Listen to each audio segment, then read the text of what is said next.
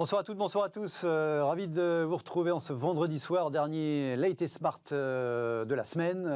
Mais comme toujours, une heure avec mes deux invités pour tenter de mieux comprendre l'actualité économique du moment avec nos deux principaux thèmes ce soir, comme chaque soir. D'abord, on va s'intéresser à la relance en Europe et commenter cette espèce de quasi-injonction du FMI, patron du responsable Europe du FMI, qui a enjoint l'Europe, l'Union européenne, à dépenser plus, notamment en comparant, évidemment, on imagine en tout cas, avec les relances budgétaires opérées, notamment aux États-Unis. La politique monétaire ne suffit plus, a dit Monsieur Europe du FMI, compte tenu des taux d'intérêt et de leur niveau négatif. Effectivement, de fait, il n'y a plus de marge de manœuvre. Il faut donc accélérer le mouvement avec un engagement budgétaire plus important. Voilà, on verra ce qu'en pensent mes deux invités, alors qu'on attend toujours le premier plan de relance européen qui est on a besoin toujours d'être validé par certains pays et dont on attend les premiers milliards seulement au deuxième semestre de cette année. Et puis dans la deuxième partie de l'émission, on se focalisera pour le coup sur la situation allemande, le modèle allemand, modèle entre guillemets, on verra si c'est toujours un modèle, si c'était un modèle, si ça sera, ça deviendra un modèle. Il y avait une chronique ce matin dans les Échos d'Éric Le Boucher qui expliquait qu'il fallait un petit peu revoir les choses. On commence à déboulonner chez certains la statue d'Angela Merkel qui s'en va, ça c'est sûr, au mois de septembre. Il y a beaucoup d'enjeux sur les élections allemandes au mois de septembre, avec encore une grande incertitude sur son issue et sur le nom de celui qui incarnera en tout cas l'éventuelle poursuite d'un gouvernement CDU-CSU à l'issue du scrutin de septembre prochain. Voilà, effectivement, on s'interrogera sur le modèle allemand. Ce sera dans la deuxième partie de l'émission. Tout de suite, avant de s'intéresser à l'Europe en général, on part très loin, on regarde la croissance en Chine, c'est la question impérative.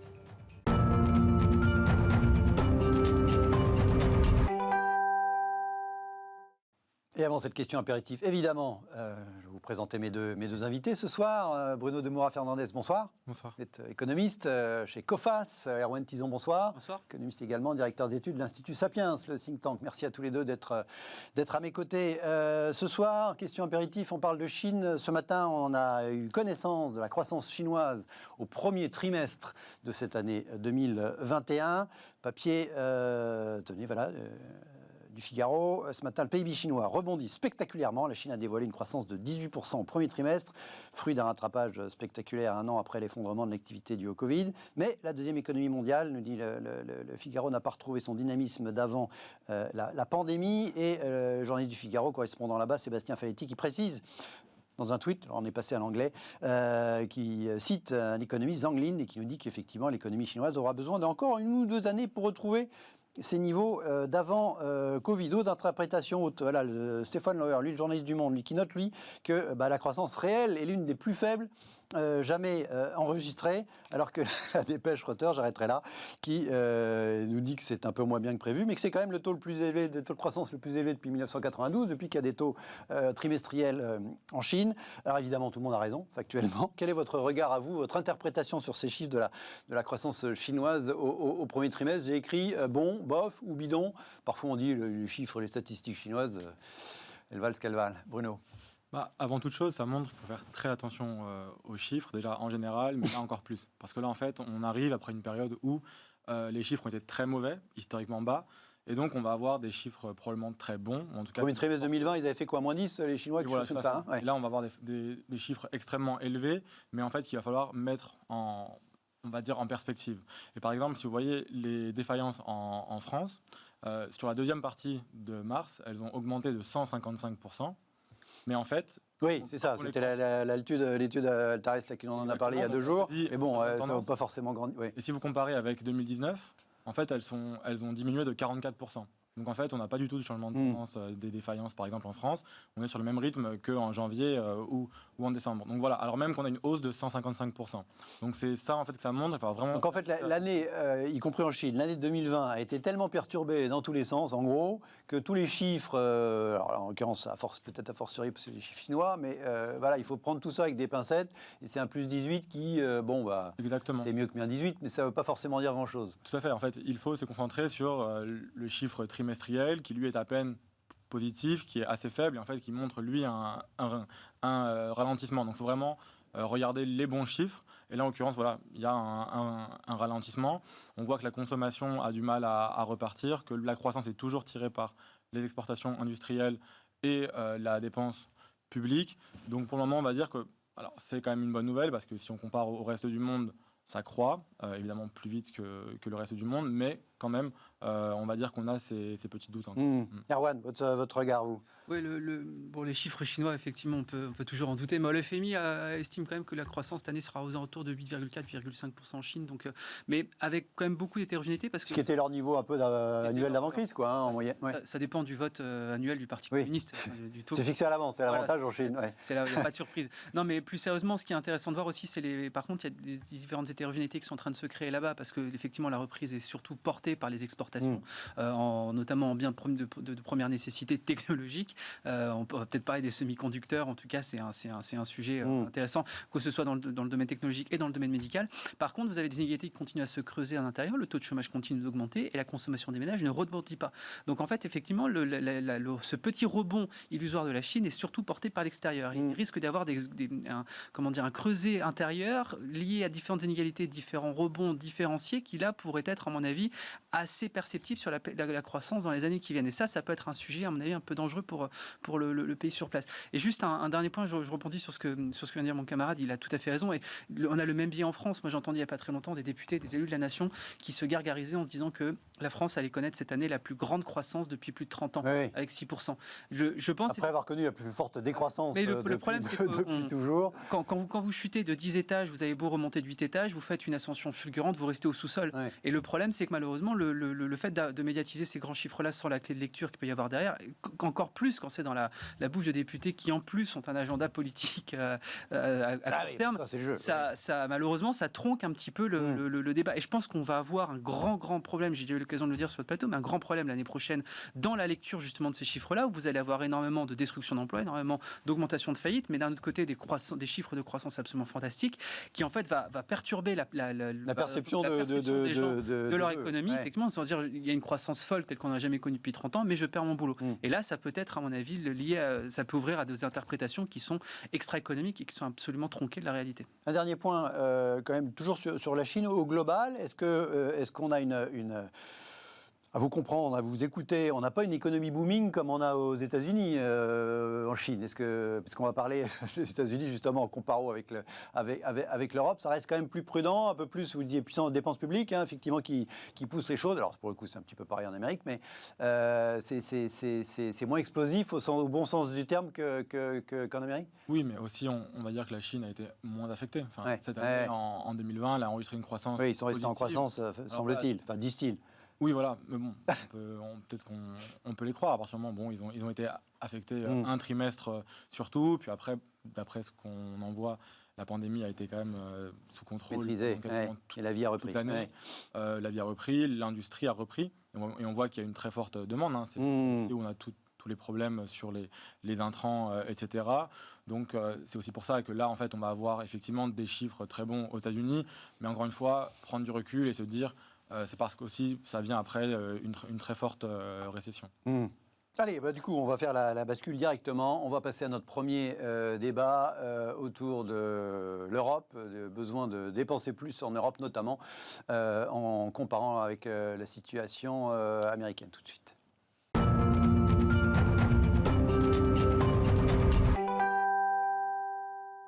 Le thème du débat, donc, l'Europe doit-elle dépenser plus? C'est pas la première fois qu'on évoque ce sujet ici, évidemment. Pourquoi en reparler aujourd'hui? Eh bien parce que, regardez ce titre des Échos, le FMI pousse les Européens à relancer plus fortement leur économie. FMI qui s'inquiète des séquelles que laissera la crise sur l'économie européenne et qui conseille d'accroître l'effort de relance à hauteur de, pourquoi pas jusqu'à 3 points de PIB en 2021 et 2022, ce qui, en termes d'ampleur, n'est pas pour l'instant à l'agenda européen. L'idée, la logique, c'est de comparer notamment, enfin du point de vue de ce que je comprends, c'est de comparer notamment l'Europe à la Chine, on l'évoquait, puis surtout aux États-Unis, dont on le sait maintenant, l'économie est à l'air, en plein boom. Dernier indicateur, les ventes de détail en mars.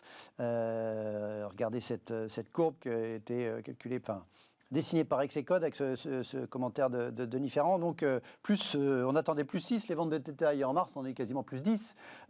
C'était hier le chiffre, je crois, ce qui note Denis Ferrand profite surtout aux importations d'ailleurs, effectivement, d'où les exportations de la Chine, parce que l'exportation américaine égale exportation chinoise. Est-ce que ça a du sens, malgré tout, compte tenu de la différence de situation, pour le coup sanitaire, entre les deux continents, l'Amérique du Nord, en tout cas les États-Unis et l'Union européenne, aujourd'hui pour le FMI de dire allez-y plus fortement en termes de relance, sinon vous allez vous faire distancer par les petits copains. Alors les Asiatiques, ça c'est pas nouveau, mais y compris par les Américains, Bruno. C'est vrai que cette question, elle arrive un peu tôt peut-être. On le voit bien dans le temps de la crise ici en Europe. La vaccination, et ça va être l'une des grandes variables en fait, pour savoir quand est-ce qu'on repart vraiment, est bien plus lente qu'aux États-Unis. Donc eux en fait sont déjà dans une autre phase, on va dire. Et puis en Europe, on voit que le plan de... Il y a un certain volontarisme aussi, et de se dire qu'on est dans une autre phase, au-delà du fait des chiffres qui sont bons en plus. On ne parle pas du tout, il y a des petites résurgences de certains variants, etc. Globalement, on fonce, le discours de l'administration américaine, voilà. Oui, et puis bon, la vaccination aide. Oui, globalement. Encore une fois, on voit qu'ils vont très vite, qu'ils vont ouvrir à tout le monde très bientôt la vaccination. Donc on voit bien que c'est la variable fondamentale. Alors qu'en Europe, le plan de relance européen il doit encore être voté, être mis en place. Donc on voit qu'on est encore une fois sur des temps bien plus longs, et qui d'ailleurs sont propres à l'Union européenne. Et dans un second temps, en fait, après, si là on se pose vraiment la question de est-ce que le plan de relance français ou européen est suffisant, il est encore trop tôt pour le dire. À partir du moment où vous ne l'avez pas encore mis en place, à partir du moment où, en plus, en France, par exemple, on ne voit pas encore quand les aides vont se terminer, on ne sait pas encore dans quelle mesure elles vont être arrêtées et comment, ni même, par exemple, la grande question des PGE. On sait que, là, on va avoir jusqu'en 2026 pour les rembourser, mais on commence déjà à mentionner le fait qu'on va peut-être annuler pour certaines entreprises une partie des prêts. Au cas par cas, nous a dit le ministre. Oui, c'est exactement. Bon courage. Donc on voit bien qu'en fait... Sachant qu'il y a eu 700 000 entreprises qui ont bénéficié du PGE, ils vont les prendre un par un, ça va être sympa. On pense qu'ils vont faire sur certains critères, qui vont être à définir et qui vont être extrêmement intéressants. Avec de sacrés coûts d'opportunité pour certains. Exactement, tout à fait. Et puis après, on verra bien comment ça va se passer, mais pour le moment, on va dire que c'est un peu tôt déjà pour faire le bilan, pour dire c'est pas assez. En l'occurrence, les États européens ont beaucoup dépensé sur le chômage partiel, par exemple, là où les États-Unis n'avaient pas les mêmes dispositifs, et donc eux ont dû compenser dans un second temps en subventionnant, on va dire, les ménages. Mais pour le moment, il est encore un peu tôt peut-être pour déjà dire c'est pas assez et pour comparer avec. On va y revenir sur les différences de chronologie entre la situation en Europe et aux États-Unis. Avant peut-être, je vous relancerai sur la philosophie du FMI. C'est trop tôt également voilà. Mais c'est bien sûr que c'est trop tôt, on n'est toujours pas sorti de la crise. Moi, je suis fasciné par ces commentateurs, pas spécialement le FMI ici, mais qui nous disent qu'il faut prévoir un nouveau plan de relance, etc. On est toujours dans la crise, c'est-à-dire qu'on n'est pas à l'abri d'avoir en fait tout simplement encore une fois, je suis pas du tout épidémiologiste, mais d'avoir un variant qui du coup rend les vaccins inopérants. D'ailleurs, certains épidémiologistes du coup le craignent aussi, et du coup qu'en fait on se retrouve de nouveau dans l'urgence et pour la relance. Sur la temporalité de dépenser plus, je pense qu'il faut peut-être avoir effectivement des plans prévus au cas où préactivés assez rapidement, mais surtout il faut se demander dans quoi. Si en France, c'est pour refaire un plan qui, quelque part, on va arroser des milliards, on va arroser partout pour refaire des trains de nuit et mieux isoler les fenêtres, je ne suis pas sûr qu'on soit du coup dans l'ampleur, en tout cas dans ce que nous dit le FMI par rapport à ce que fait le plan américain. Parce que le grand risque... vous êtes comme moi, vous avez bien aimé le Premier ministre sur les trains de nuit hier, qui a dit qu'il serait le premier client. On voit les enjeux. C'est essentiel. Quand vous regardez, par exemple, quand vous vous baladez en France, vous voyez toutes les rails qui sont du coup plus utilisées qu'ils l'étaient en 1900. Peut-être qu'à l'époque, on a peut-être moins de problèmes de désertification territoriale, mais ça c'est un autre débat. Mais le problème, ce que nous dit le FMI, c'est qu'il risque d'avoir une grande hétérogénéité entre l'Europe et les États-Unis. Pourquoi ? Parce que eux, ils ont mis un tel paquet, et je rejoins ce qu'a dit Bruno avant, ils ont mis un tel paquet aussi parce qu'ils n'ont pas de stabilisateur automatique. Nous, on a des stabilisateurs automatiques qui fonctionnent à balle, donc ce qu'il aurait peut-être fallu, c'est comparer l'ampleur du plan de relance avec l'ampleur des dépenses sociales de l'Europe pour voir un petit peu à périmètre constant. Mais là où ça peut être intéressant, ce plan de relance de Biden, c'est qu'il va arroser absolument tout et n'importe quoi. D'ailleurs, la plupart des économistes, même américains, même vous avez des néo-keynésiens qui le disent, attention risque de surchauffe, qui disent qu'il va peut-être beaucoup trop loin. Oui, notamment M. Summers. Oui, après, c'est des engagements, donc l'enveloppe ne sera peut-être pas totalement. Et puis elle n'est pas encore votée. Elle n'est pas encore votée, même si, a priori, la plupart des politologues locaux vous disent qu'elle le sera. Mais donc du coup, peut-être pas avec le même périmètre, à la fois sur les impôts et sur les.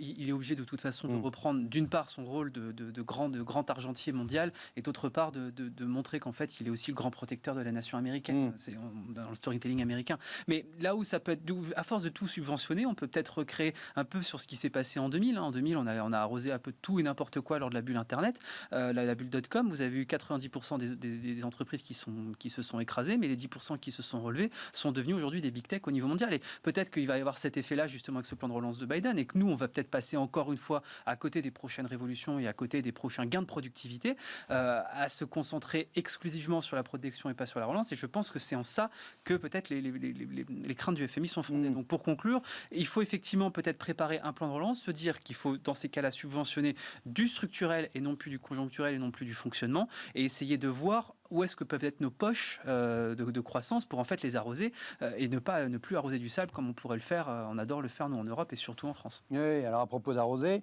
là les arguments du monsieur Europe du FMI, qui est celui à l'origine de cette alors pas injonction, enfin en tout cas de ce conseil appuyé à une plus forte dépense, il nous dit la politique monétaire ne suffit plus à stimuler la production, les taux d'intérêt étant ce qu'ils sont, c'est-à-dire à zéro voire négatif. Or on continue à être dans une logique de politique monétaire expansionniste, généreuse, accommodante, je ne sais pas comment on peut le dire.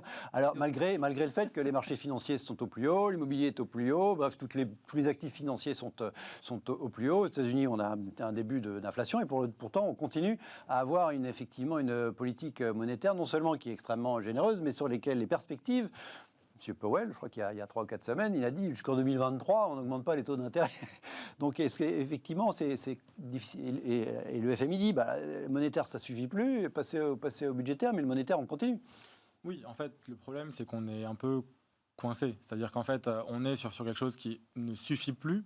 Mais en fait, on ne peut pas dire que ça ne marche pas. En fait, que ça ne suffit pas à relancer. On se dit aussi que si jamais on inverse là notre politique monétaire, en fait, ça peut inverser cette tendance. Ou en tout cas, si on remonte les taux, on pourrait là avoir, on va dire, casser un peu... Comme arrêter un respirateur artificiel.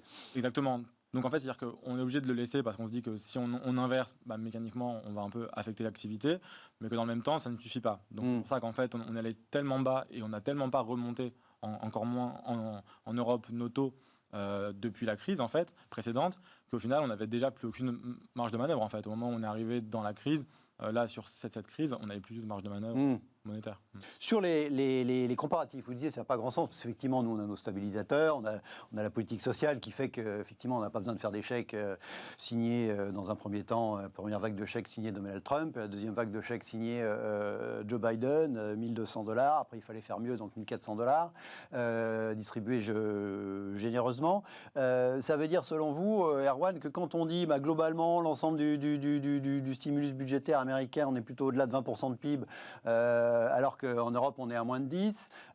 Donc ça, c'est pas bien. On ne peut pas comparer. C'est pas véritablement comparable. Cette espèce de ratio de 1 à 2, il n'est pas juste. On ne peut pas comparer. Alors après, ce qu'on va comparer, c'est effectivement le fait que les États-Unis dépensent, on est plus de 25%, enfin plus de 20%, on a presque 25% de PIB dans le plan de relance. Et encore, c'est presque le 3. Si on cumule les trois. Voilà, donc c'est pas le premier plan de relance. Ils sont dans une surenchère. Oui, Trump en a déjà fait 2. Oui, donc il ne faut jamais oublier. Et Biden en est à son deuxième. Et puis surtout on ne cesse de le répéter, mais on l'a déjà beaucoup répété sur cette antenne-là, les États-Unis ont un privilège fantastique qu'on n'a pas, c'est celui du dollar. C'est-à-dire qu'ils peuvent se permettre de faire absolument n'importe quoi avec la première monnaie libellée dans laquelle toute l'épargne mondiale est libellée.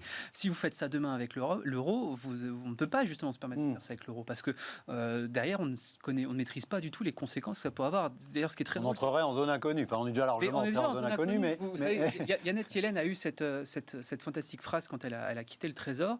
On lui a demandé comment ça s'était passé et quand elle a quitté la Fed, quand elle a quitté la Fed. Justement, peut-être qu'il faudrait qu'elle se rappelle maintenant qu'elle est au Trésor. Elle disait, je ne sais absolument, les taux sont bas, l'inflation n'est pas là et je ne sais absolument pas pourquoi.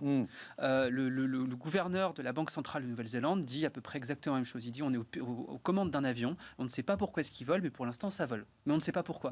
Vous avez des déclarations un peu similaires en Europe, dans la zone euro. Vous avez des banquiers centraux et des chefs économistes qui vous disent en on ou en off, qui vous disent aujourd'hui c'est comme ça, on ne sait pas pourquoi. Donc en fait, on continue de trifouiller sur des boutons en disant j'espère que ça va tenir, j'espère que ça va tenir. Et donc du coup, en fait, aujourd'hui, il y a un mystère, même académique. Hein. On ne sait pas expliquer à 100% les taux d'intérêt négatifs, on ne sait pas expliquer à 100% le manque d'inflation.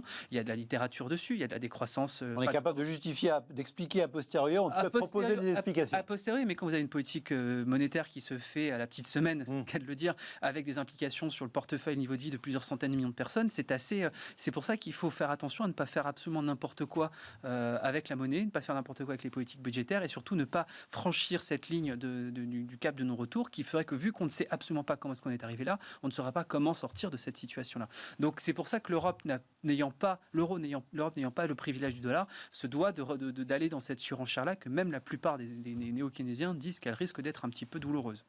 Bruno, on pouvait avoir l'image d'un FMI qui était plutôt adepte d'une certaine rigueur. Qu'est-ce qui aujourd'hui s'est dépensé à tout va, à la fois en Europe, il y a aussi un message sur des inquiétudes sur les pays en développement, évidemment, là, pour le coup, encore plus justifié. Il y a eu changement de philosophie, là, ou c'est juste la pandémie, la Covid qui fait que... Le changement de philosophie a déjà été amorcé depuis plusieurs années, on va dire même décennies. C'est-à-dire qu'on n'est plus dans les années 80 ou 90. Trop vieux, ouais. Voilà. mais ce qui est vrai, en revanche, c'est qu'en fait, malgré tout, ça reste... la relance est quand même dans le carnet libéral. C'est-à-dire qu'en fait, normalement, vous devez mettre de côté, quand tout va bien, créer des fonds de réserve. Ensuite, lorsque vous avez des chocs, endogènes ou là, exogènes, que n'avez pas forcément pu prévoir, en fait, avoir les coussins pour relancer ensuite. Ah oui, c'est la cigale et la fourmi. Oui, exactement. Donc, en fait, c'est l'aspect fourmi de la cigale et la fourmi. Ouais. Relancer en temps de crise, comme c'est le cas là, en fait, c'est pas forcément quelque chose de contre-intuitif pour un libéral comme peut l'être le FMI. Donc, c'est pas forcément contre-intuitif, on va dire. Mais je voulais juste revenir sur la comparaison avec États-Unis-Europe. Il faut aussi faire attention, par exemple, aux effets d'annonce. C'est-à-dire qu'aux États-Unis, là, le plan, il est sur 7 ou 8 ans. Le plan de relance français, il est sur 2 ans, 2-3 ans en fait, maximum. Donc on voit bien tout de suite aussi qu'on compare un peu parfois des pommes et des bananes. C'est-à-dire qu'on voit qu'on a des annonces sur... les Américains, ils sont bons en marketing. Hein. Le plan, il a un nom, American Jobs Plan. Le précédent, c'était... Voilà. Et surtout, après, on a la hausse, par exemple, du taux d'impôt sur les sociétés qui vient pour compenser en partie. Pour le coup, il est en partie financé, ce American Jobs Plan à 2200 milliards de dollars. Exactement. Du coup, ça aussi, il faut le mettre de l'autre côté, dans la mesure où en France, dans un premier temps, on n'a pas l'intention d'augmenter les impôts. Comme on ne part pas du même niveau, on n'a pas la même marge. Voilà, c'est aussi pour ça que c'est difficile toujours de comparer. En tout cas, il faut prendre énormément de recul. Et puis, quand on pose la question de la relance de la dépense publique, de la dépense budgétaire en Europe, c'est l'occasion aussi de rappeler qu'on est 27 et que tout le monde n'a pas du tout la même approche sur ces sujets. On l'a vu lors des négociations sur le précédent, sur le plan de relance actuel, celui qu'on attend. Ils avaient quand même topé dans la main en début juillet 2020, mais ça avait été un petit peu compliqué avec les pays dits frugaux, Pays-Bas, Autriche en tête. Donc de toute façon, quelles que soient les injonctions du FMI, l'Europe, c'est pas du tout une entité forcément homogène et sur la même longueur d'onde sur ces sujets. Donc déjà, un plan à 750 milliards qui sont devenus 800 milliards, parce que j'ai appris que c'était 750 milliards valeur 2017, je ne sais pas pourquoi, et que finalement, aujourd'hui, c'est 800 milliards. Donc on va dire le plan à 800 milliards. Voilà, déjà, pour plein de gens, c'est beaucoup. Pour plein de gens, au sens pas mal de pays européens, c'est déjà énorme. Et comme y compris philosophiquement en termes d'approche économique. Oui, et comme disait Erwan, en fait, l'Europe n'est pas les États-Unis, pas le privilège du dollar. Et il peut y avoir évidemment des doutes sur la santé de la monnaie, si jamais vous avez des dépenses trop importantes, etc. Donc, c'est pour ça. Quelles que soient les motivations, les arguments du FMI, il y a zéro chance qu'en Europe, on fasse grossir le plan de relance, avant même qu'il ait commencé à être dépensé, et 2, par principe, parce qu'il y a plein de pays qui sont opposés, en tout cas à date, à cette idée d'un input budgétaire renforcé, non ? Oui, puisque là, on est sur le volet politique, parce que vous allez avoir des élections locales un petit peu partout qui vont commencer à partir de cet été, donc notamment dans des pays dont l'implication pourrait avoir, dont le résultat pourrait avoir une implication durable sur la zone euro. On en parlera juste on parlera de l'Allemagne, alors c'est pas les locales, pour le coup, c'est... Non, je veux dire local. Oui. Au niveau Ah oui, dans les des- différents pays, dans les pardon. différents Oui, on pays, parlera de l'Allemagne ouais, dans la deuxième dans les partie tout à l'heure, différents dans pays 5 minutes. Ouais. composants. Mais déjà, au sein de l'Union européenne, vous avez des hétérogénéités dans les multiplicateurs. On a pleuré disparition de Mundell il n'y a pas très longtemps. Il l'avait très bien mis en avant. Il avait réussi à trouver des matrices justement pour faire en sorte qu'on arrive à tous cohabiter. Vous avez Giavazzi et Pagano, deux économistes dans les années 90, qui avaient montré en fait l'existence de certains multiplicateurs négatifs budgétaires, notamment dans le nord de l'Europe. Donc en fait, un plan, notamment au Danemark, ce qui est très intéressant, certains néo-keynésiens français feraient mieux aussi de relire la littérature académique pour voir un petit peu que dépenser, ce n'est pas forcément créer de la croissance. Surtout que le Danemark, c'est à l'image d'un État-providence. En plus, vous avez Danemark, Irlande et l'Islande notamment qui étaient dans les pays les plus flagrants dans l'indicateur négatif. Et ce qui est intéressant, c'est donc de vouloir faire, comme voudrait le président Macron, un plan là aussi européen pour montrer que l'Europe a des grandes bottes. Je pense pas, parce que d'une part, si on repart sur la négociation d'un nouveau plan, ça pourrait faire, premièrement, montrer toutes les dissonance qu'il peut y avoir entre les différents pays, avec certains qui se disent non, moi je coupe les vannes parce que moi ça va. Et c'est jamais bon de montrer qu'on n'est pas d'accord entre soi. Surtout dans un espace qui a été extrêmement fragilisé d'un point de vue politique. C'est les pro-européens qui vous disent ça. Moi je trouve que l'Union européenne, ça s'est matérialisé avec le Sofagate ces derniers jours, mais l'Union européenne dans ses décisions depuis un an a quand même été dans une catastrophe absolue.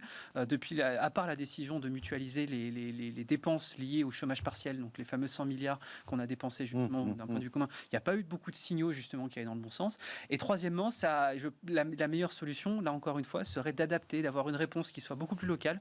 On peut avoir une réponse coordonnée avec justement des déclarations communes, mais les besoins que vous allez avoir en Italie ne sont pas les mêmes que vous avez besoin en France, que vous avez besoin en Allemagne, en Autriche ou aux Pays-Bas.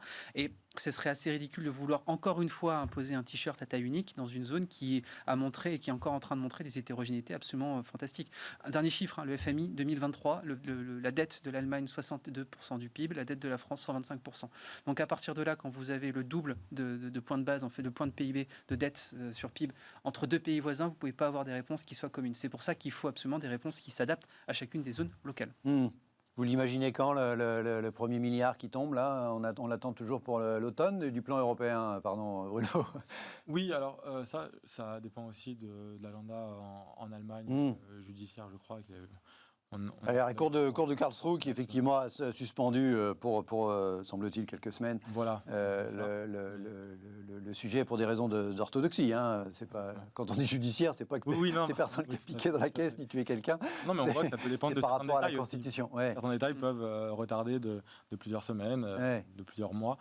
Donc oui, mais sinon, effectivement... ce retard, entre guillemets, je ne suis pas sûr que c'est un retard à date, parce que j'ai l'impression que dès juillet dernier, on disait de toute façon, ça va prendre quasiment un an pour arriver, cet argent, compte tenu des procédures. Il est plus gênant sur certains pays que pour d'autres. Par exemple, est-ce que l'Italie est plus inquiète de ce retard, entre guillemets, sachant qu'elle attend 200 milliards du plan et que son économie en a peut-être encore plus besoin que d'autres, que notre inquiétude à nous, a priori, de toute façon, en attendant, on compense. C'est-à-dire que c'est l'État qui continue à s'endetter, même si derrière, il se remboursera, entre guillemets, de façon un peu virtuelle avec l'argent qui viendra de l'Europe.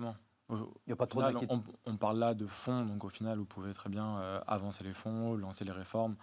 Et encore une fois, on parle d'un retard peut-être de quelques mois. Mais en même temps, la crise aussi dure probablement un peu plus longtemps qu'on ne le pensait. En fait, encore une fois, là, dans la gestion de crise, on va l'être encore jusqu'en juin, on va dire. Au moins. Juillet, août, voilà. Au moins, donc on voit bien que ce n'est pas encore, on va dire, l'urgence du moment même. Allez, on marque une courte pause. On se retrouve dans un instant. On va challenger le modèle allemand dans la deuxième partie de l'émission.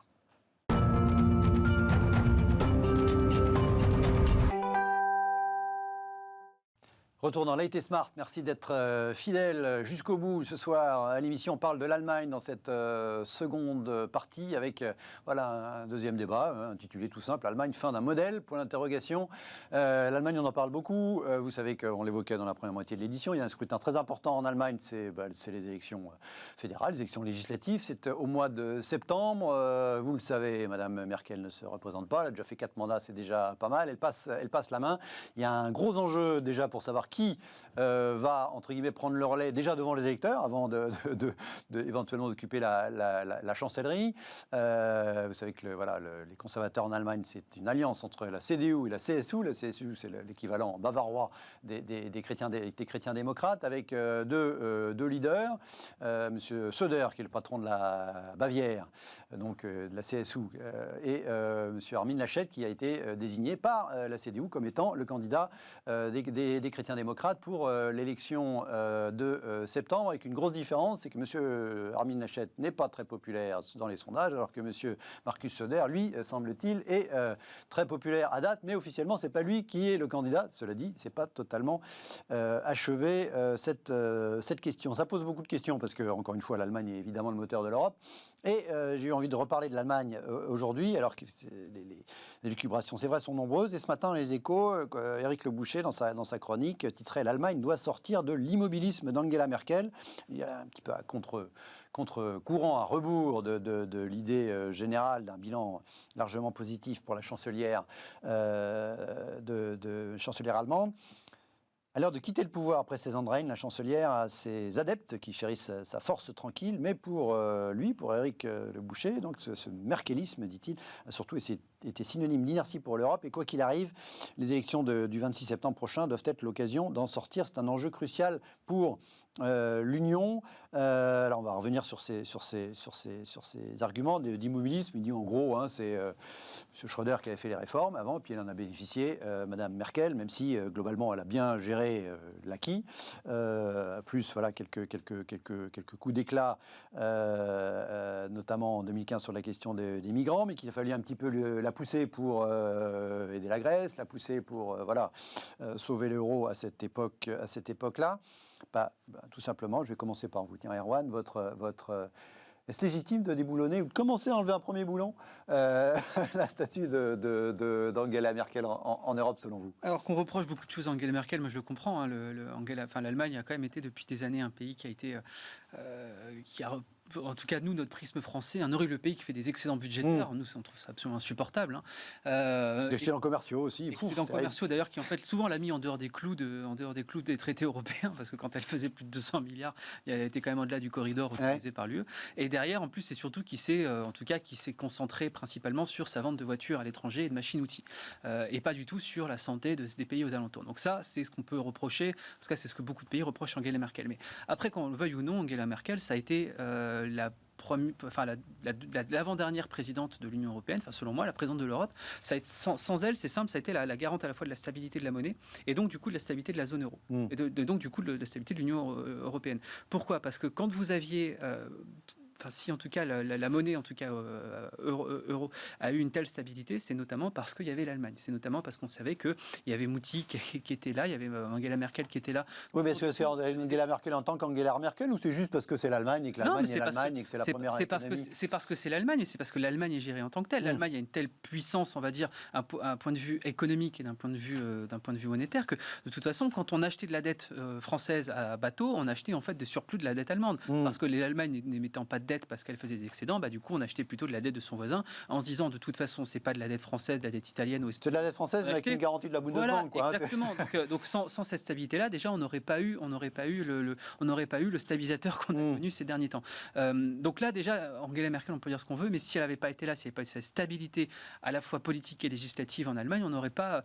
D'ailleurs ça va être intéressant de voir le contrefactuel. Vous avez certains des personnes qui viennent notamment dans les médias et ici vous avez Marc Toiti par exemple qui estime que le départ d'Angela Merkel pourrait créer un choc négatif sur les taux d'intérêt.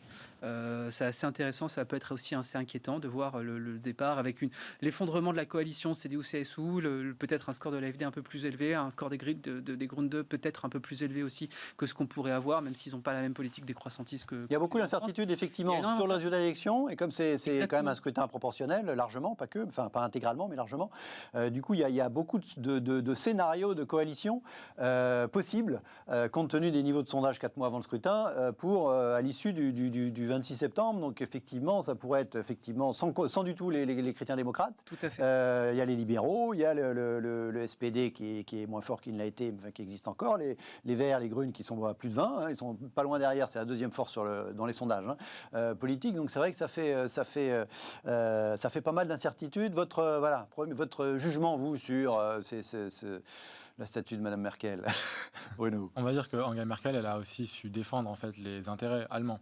Et c'est peut-être En même temps, elle est élue pour ça. En tout cas, du point de vue de ses électeurs, ils vont pas. Ce qu'on lui reproche en fait, vu nous Français, de France et vu d'autres pays de l'Union européenne en fait. Mais encore une fois, c'est le problème peut-être originel de l'Union européenne, c'est-à-dire que les présidents ou les chanceliers là, en l'occurrence, sont élus pour défendre avant tout les intérêts de leur pays. Donc voilà.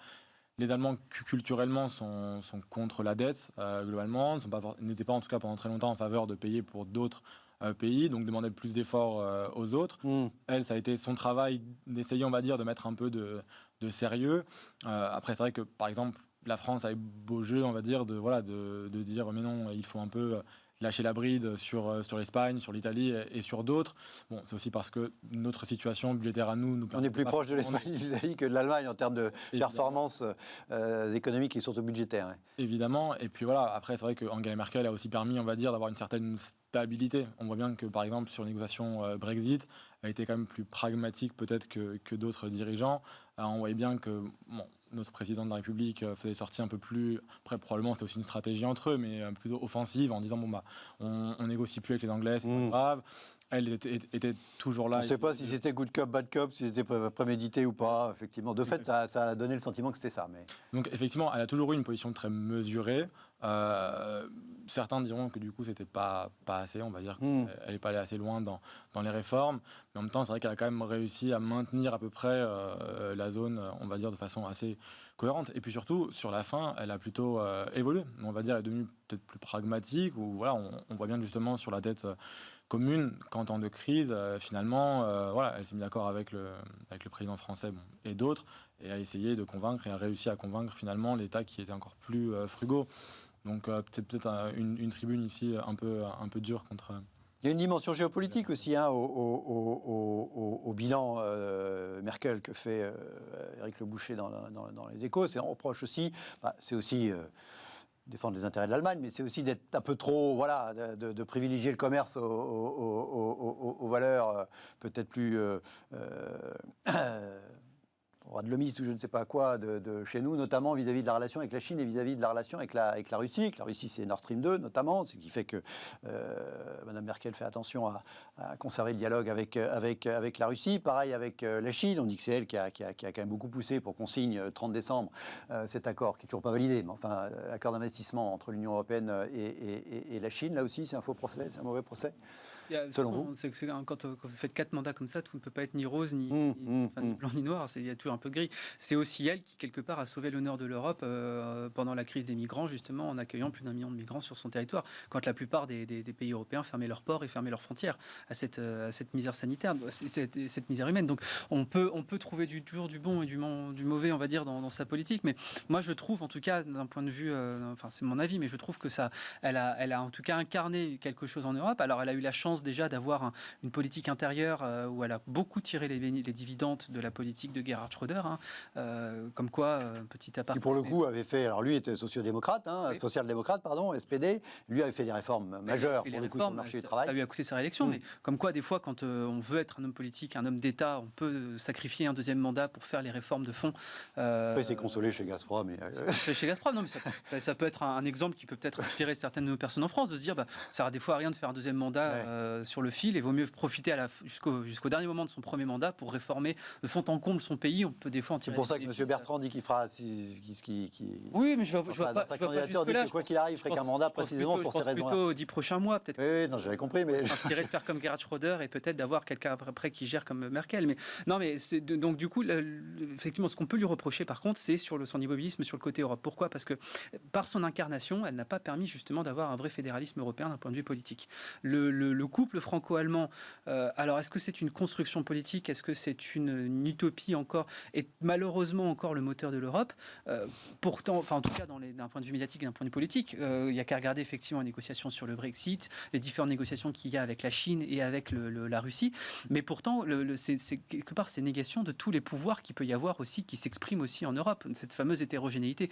Moi, je pense que de vouloir confronter absolument, conforter ce couple franco-allemand, c'est ça qui a, ces dernières années, empêché justement peut-être l'émergence d'une Europe un peu plus fédérale. Elle va partir, on sait toujours ce qu'on quitte, on ne sait jamais ce qu'on retrouve. Peut-être que ça peut être l'occasion, avec le fiasco, les différents fiascos qu'il y a pu avoir au sein de l'Union européenne, avec le départ justement d'une figure tutélaire comme Angela Merkel, de se poser les vraies questions et d'enfin engager une réforme politique de l'Union européenne. On peut rêver autour de cette table, soyons des rêveurs, c'est vendredi soir, mais en tout cas, peut-être profitons justement de ce départ-là pour réégaliser un petit peu les différentes discussions qu'il peut y avoir au sein de l'Union européenne. Le couple franco-allemand, moteur de l'Europe, c'est un fantasme français ou c'est une réalité selon vous, Bruno? Alors évidemment, l'Allemagne, l'Europe s'étant élargie vers l'Est, elle est au cœur de la... Nous, du coup, on se retrouve quand même vraiment à l'ouest par rapport à l'Europe centrale. Alors encore une fois, on est 27. Est-ce qu'on parle le couple franco-allemand, c'est un truc sérieux ou c'est un truc qu'on ne lit qu'en France ou qu'on entend que dans la bouche de politiciens français? Non, c'est quelque chose de vrai. Et d'ailleurs, en Allemagne... ça reste à date les deux premières économies de l'Union, oui, et puis surtout depuis que les Anglais sont partis. Voilà, et puis surtout, avec l'Italie comme troisième économie, mais l'Italie, on voit bien que c'est très difficile là-bas, que ce soit en termes économiques ou politiques, avec beaucoup d'instabilité, et puis même des problèmes économiques, on voit bien sur la dette, etc. C'est pas un pays qui peut être vraiment un pôle pour le moment de stabilité. Donc, on a clairement le couple franco-allemand, et du côté allemand, on le pense aussi, en fait. On se dit aussi que, pour faire passer une réforme, il faut que la France, qu'on se mette d'accord sur un consensus, parce qu'aussi, on va dire que la France représente un peu l'Europe du Sud, souvent, et donc oui, globalement, ce couple existe et est bien réel. Après, ce qui est vrai aussi, c'est qu'à vouloir réduire, on va dire, à deux pays les réformes de l'Europe, c'est vrai que, du coup, on fait un amalgame peut-être de certaines propositions ou certaines... Et on prend le risque de s'aliéner d'autres, effectivement, qui peuvent être un peu des plus petits pays, qui peuvent être un peu énervés de cette espèce de sentiment de tutelle. Avec les frugaux, on a très bien vu que, ne serait-ce que pour leur politique intérieure, le néerlandais, donc Mark Rutte, et puis aussi Sébastien Kurz, eux-mêmes ont voulu porter voilà, tout à fait, ont voulu porter une autre voie, et ne serait-ce que parce qu'encore une fois, peut-être que leur population ont des sensibilités différentes, et puis surtout eux-mêmes, pour être réélus, en fait, ont besoin de montrer que leur pays n'est pas petit, mais que leur pays compte, etc. Après, le problème, c'est aussi, plus on a de voix différentes, plus on a de positions différentes, et plus aussi il est peut-être difficile de faire avancer les choses. C'est peut-être aussi l'une des limites, à être à 27 et avoir chacun peut-être une position différente. On se dit qu'à deux, au moins, on a peut-être plus de chances de faire avancer, mais de façon imparfaite. D'accord. Erwan, un mot des entreprises allemandes. On résume souvent, vous l'évoquiez tout à l'heure, on dit l'Allemagne, c'est l'économie allemande, c'est des entreprises automobiles qui exportent. Et globalement, c'est ça la force de l'Allemagne.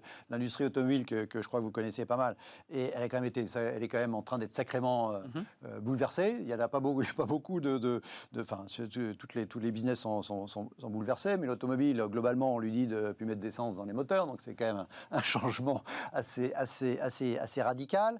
Est-ce qu'elle est capable de se réinventer? Tiens, ce matin, il y avait une annonce de Mercedes. Mercedes lance... Tweet des Échos, avec une jolie photo de tableau de bord, lance sa contre-offensive face à Tesla avec sa première berline électrique, donc du très haut de gamme, la EQS, première berline de luxe toute électrique signée Mercedes. On sait que Volkswagen, qui a été empêtré dans ce Dieselgate pendant des années, aujourd'hui apparaît conquérant, notamment sur le marché de l'électrique, avec, je crois, que plus de 20 milliards d'investissements annoncés sur quelques années pour devenir le champion de l'électrique, etc. Est-ce que l'industrie allemande a cette capacité, selon vous, aujourd'hui, notamment dans cette industrie automobile très emblématique, à se réinventer dans le nouveau monde et le monde de demain?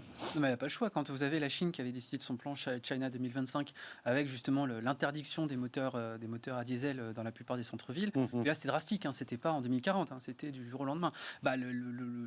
L'automobile allemand, en tout cas, a eu très très chaud. parce que c'est une économie qui est extrêmement tournée vers l'extérieur. Son marché intérieur est plutôt satisfait par la demande extérieure, par sa demande intérieure, mais c'est un marché dont les entreprises ont besoin d'exporter. Et donc, du coup, ils ont opéré en tout cas un virage à 180 degrés parce qu'ils n'avaient pas le choix. Ils n'ont pas le choix parce que le monde évolue. Le problème de l'Allemagne, vous savez, c'est que c'est un pays qui est extrêmement polluant. C'est un pays qui utilise beaucoup de charbon et qui a une aversion pour le nucléaire. Donc, c'est pour ça aussi qu'il y a des enjeux géopolitiques que vous aviez rappelé avant, notamment avec la Russie. Peut-être que là aussi, ça peut être une bonne chose de la fin du modèle Merkel et de la fin du modèle avant. C'est enfin tourner aller vers le nucléaire. Et c'est pour ça que si les c'est Mme Merkel qui a décidé après Fukushima mais pourquoi ? Parce qu'ils avaient son programme. Pas complètement, mais en tout cas de le réduire drastiquement. Ils n'avaient pas forcément les ressources technologiques et on va dire physiques pour le faire, et que en fait ils se sont rendus compte que le charbon permettait en tout cas d'avoir une énergie qui était beaucoup plus à disposition pour eux, même si l'énergie est 20% plus chère en Allemagne qu'elle ne l'est en France. Bon, ça c'est un autre débat. Et donc du coup, les entreprises allemandes effectivement sont dans un tournant. D'ailleurs, vous avez beaucoup de spécialistes de l'Allemagne qui estiment que l'Allemagne est quand même un pays très vieillissant. Si vous me permettez cette formule, elle n'est pas de moi, mais on dit qu'on vend plus de couches pour adultes que pour enfants en Allemagne, et que ça c'est un vrai problème économique à venir. C'est un pays au parc et des machines à outils qui est là aussi très vieux. C'est un pays qui a eu du mal à saisir les nouvelles technologies, les nouveaux modes sur les différents marchés. D'ailleurs, le poisson d'avril de Volkswagen de s'appeler Volkswagen, c'était aussi pour faire parler de soi et pour dire non mais vous inquiétez pas, on a arrêté le côté diesel. Et le problème c'est que c'est un avantage qui tient quand même sur un pied d'argile. Donc l'Allemagne le sait, l'Allemagne sait que c'est pour ça aussi qu'ils accumulent les excédents budgétaires ces dernières années, qu'ils savent qu'ils vont en tout cas d'un point de vue structurel vers pas mal de déconvenus. Donc c'est pour ça qu'ils sont aussi en train de se réinventer. Et pour le coup, par rapport à ces biais, à ces faiblesses que vous évoquiez, je reviens à mon bilan de la chancelière, par rapport sur ces questions, c'est bien qu'on passe à une autre époque ou elle a été à peu près quand même au taquet sur ces sujets ça a été population, ça a été la garante de la stabilité comme pour l'Europe. Elle a quand même beaucoup vécu sur les dividendes justement des années 2005-2006, mais est-ce qu'il faut dans un système aussi décentralisé que l'Allemagne avoir un leader visionnaire, quelqu'un qui puisse dire voilà vers quoi l'économie allemande doit tendre pour du coup de garder sa place hégémonique?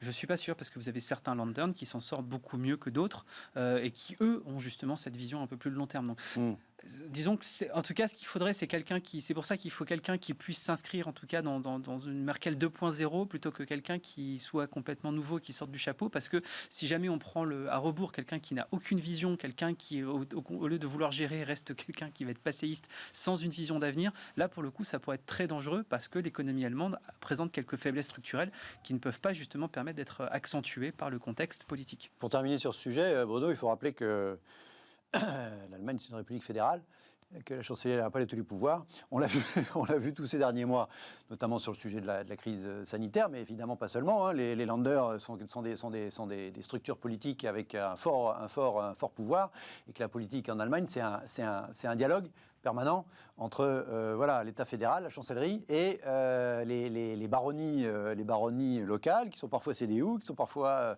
SPD, qui sont parfois vertes, paradoxalement, en Bavière d'ailleurs.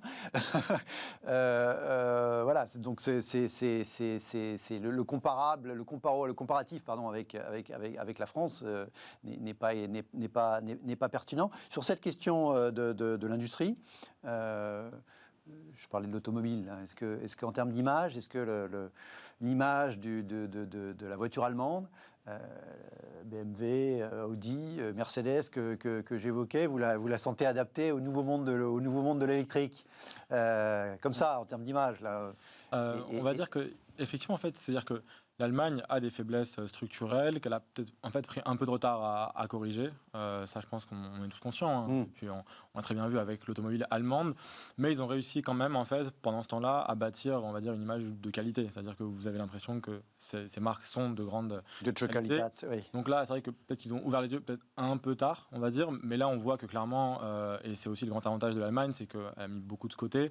On pense qu'ils ont quand même les marges de manœuvre pour rattraper un certain retard à ce niveau-là. Et qu'au final... Oui, c'est assez spectaculaire de voir Volkswagen. Alors certes, ils sont quasiment le premier constructeur mondial avec Toyota selon les années, mais de voir qu'après tout ce qu'ils ont perdu sur le Dieselgate, ils sont quand même capables de mobiliser autant d'argent en termes d'investissement pour se dire, non, les amis, on va être numéro un mondial de l'électrique. Oui, et c'est pareil pour l'État allemand, sur la question de démographique, on va dire. En fait, ça aurait été plus inquiétant, ça avait été un pays qui aurait ces mêmes problèmes-là, comme d'autres l'ont en Europe, comme l'Italie par exemple, mais qui a beaucoup moins de moyens en fait. Sur ça, on voit bien qu'effectivement, peut-être qu'ils sont un peu reposés sur leur laurier, dans la mesure où au cours des années précédentes, ils avaient vraiment bien géré justement toute cette période-là, qu'ils avaient pris un avantage. Mais maintenant, il semblerait quand même qu'ils aient les marges de manœuvre, que ce soit au niveau gouvernemental ou après les entreprises, pour, on va dire, refaire ce retard. Et là, en l'occurrence, le saut de qualité est toujours là. Donc, on peut quand même penser qu'ils vont bien s'en sortir. Allez, les élections en Allemagne, c'est le 26 septembre. On aura l'occasion, ce sera sûrement un fil rouge, des feuilletons. D'ici là, on aura l'occasion d'en reparler à certainement de nombreuses reprises. Tout de suite, il nous reste entre 5-7 minutes. C'est l'after. On va balayer 2-3 sujets d'actualité tout de suite pour terminer. Allez, rien à voir, quoique, on ne parle plus d'Allemagne, mais on parle toujours d'Europe et surtout, on parlait de voitures. Je voudrais vous faire réagir à une tweet que j'ai vu passer, émis par Invest in Estonia, donc la structure qui promeut l'Estonie en tant que pays dans lequel investir, qui nous annonçait que la marque Clevron propose le premier véhicule sans conducteur en Europe autorisé à évoluer sur la voie publique dans un pays. C'est alors c'est pas pour transporter des gens, c'est pour la livraison de colis pour l'instant. Vous connaissez bien la voiture autonome. Je ne savais pas que l'Estonie était en pointe. Je savais qu'il était en pointe en termes d'état numérique, mais également sur des technologies de demain, voire d'après-demain, la voiture autonome, Erwan. Là, c'est surtout sur la législation qui est intéressante. La législation, d'accord.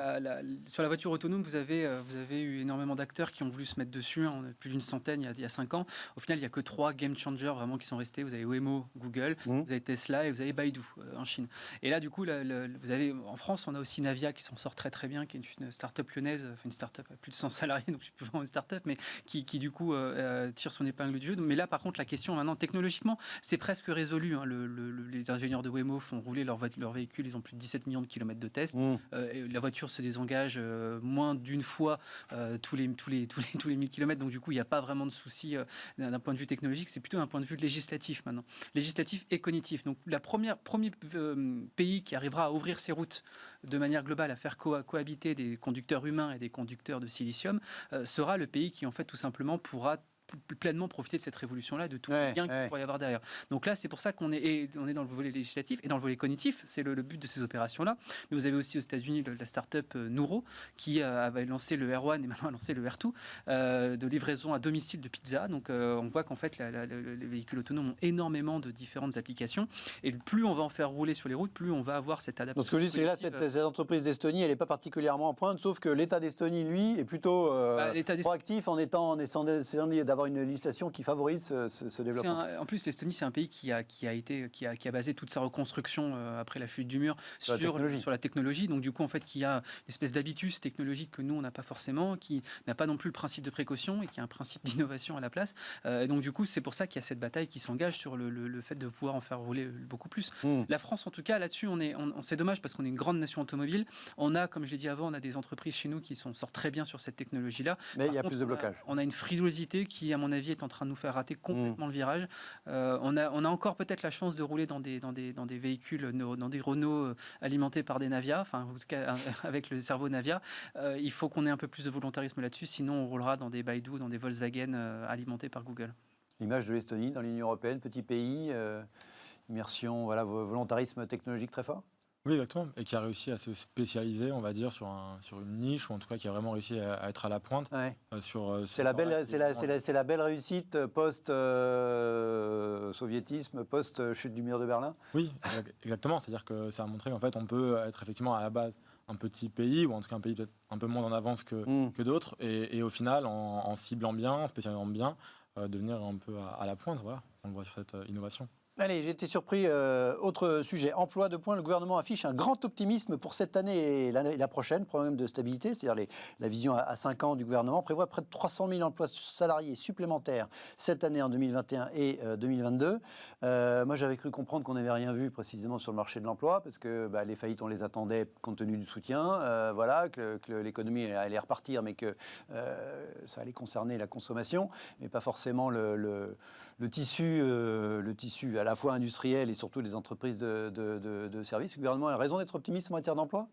Ou c'est un optimisme volontariste compte tenu de l'échéance 2022 On va dire qu'il y a beaucoup d'incertitudes. En fait, alors ça, c'est un peu le mot à la mode. Mais en fait, le problème pour nous économistes, c'est qu'en fait, le moment où les difficultés vont commencer, donc on va avoir les défaillances d'entreprises, etc., c'est au moment de la reprise. Donc on va avoir deux effets contraires, en fait, où normalement, effectivement, on devrait là, maintenant, voir... je vous avais parlé la dernière fois de 22 000 entreprises qui auraient dû entrer en défaillance en 2020 et qui ne l'ont pas été. Là, normalement, ces entreprises-là devraient tomber au moment de la reprise, au moment où les aides vont s'arrêter. Mais encore une fois, il y a la grande question de savoir quand les aides vont s'arrêter, comment elles vont s'arrêter. On sait qu'on va avoir un chômage partiel. Et puis, on a déjà un chômage partiel de longue durée qui va encore durer quelques mois et même quelques années. Donc, on voit bien que l'État va chercher à accompagner le plus possible, on va dire, la sortie de crise. Et donc, bien malin, qui veut dire si vraiment... Tout le monde n'est pas d'accord. L'UNEDIC, qui ne sont pas du tout d'accord avec le gouvernement. Ils continuent, ils anticipent encore des destructions d'emplois importantes cette année.